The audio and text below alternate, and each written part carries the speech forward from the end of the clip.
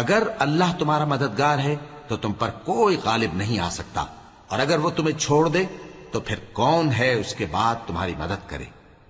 اور مومنوں کو تو چاہیے کہ اللہ ہی پر بھروسہ رکھیں، اور کبھی نہیں ہو سکتا کہ کوئی پیغمبر خیانت کرے، اور خیانت کرنے والوں کو قیامت کے دن خیانت کی ہوئی چیز اللہ کے روبرو لا حاضر کرنی ہوگی، پھر ہر شخص کو اس کے اعمال کا پورا پورا بدلہ دیا جائے گا، اور ان کے ساتھ بے انصافی نہیں کی جائے گی۔ بھلا جو شخص اللہ کی خوشنودی کا تابع ہو وہ اس شخص کی طرح ہو سکتا ہے جو اللہ کی ناخوشی میں گرفتار ہو، اور جس کا ٹھکانہ دوزخ ہے اور وہ برا ٹھکانہ ہے۔ سب لوگوں کے اللہ کے ہاں مختلف درجے ہیں، اور اللہ ان کے سب اعمال دیکھ رہا ہے۔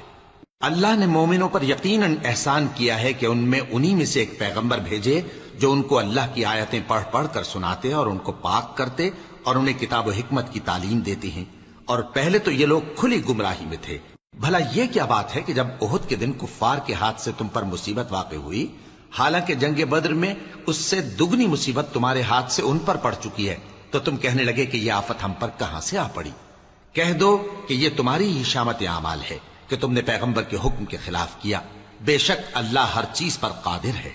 اور جو مصیبت تم پر دونوں جماعتوں کے مقابلے کے دن واقع ہوئی سو اللہ کے حکم سے واقع ہوئی، اور اس سے یہ مقصود تھا کہ اللہ مومنوں کو اچھی طرح معلوم کر لے اور منافقوں کو بھی معلوم کر لے۔ اور جب ان سے کہا گیا کہ آؤ اللہ کے رستے میں جنگ کرو یا کافروں کے حملوں کو روکو، تو کہنے لگے کہ اگر ہم کو لڑائی کی خبر ہوتی تو ہم ضرور تمہارے ساتھ رہتے۔ یہ اس دن ایمان کی نسبت کفر سے زیادہ قریب تھے، منہ سے وہ باتیں کہتے ہیں جو ان کے دل میں نہیں ہیں، اور جو کچھ یہ چھپاتے ہیں اللہ اس سے خوب واقف ہے۔ یہ خود تو جنگ سے بچ کر بیٹھ ہی رہے تھے، مگر جنہوں نے اللہ کی راہ میں جانیں قربان کر دیں اپنے ان بھائیوں کے بارے میں بھی کہتے ہیں کہ اگر ہمارا کہا مانتے تو قتل نہ ہوتے۔ کہہ دو کہ اگر سچے ہو تو اپنے اوپر سے موت کو ٹال دینا۔ جو لوگ اللہ کی راہ میں مارے گئے ان کو مرے ہوئے نہ سمجھنا، وہ مرے ہوئے نہیں ہیں بلکہ اللہ کے نزدیک زندہ ہیں اور ان کو رزق مل رہا ہے۔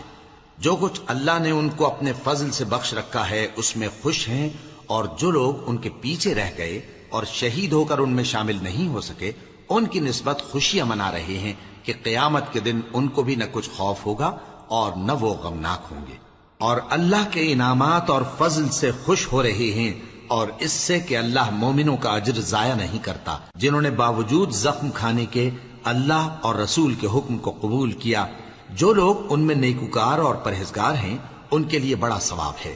جب ان سے لوگوں نے آ کر بیان کیا کہ کفار نے تمہارے مقابلے کے لیے لشکر کثیر جمع کیا ہے تو ان سے ڈرو، تو ان کا ایمان اور زیادہ ہو گیا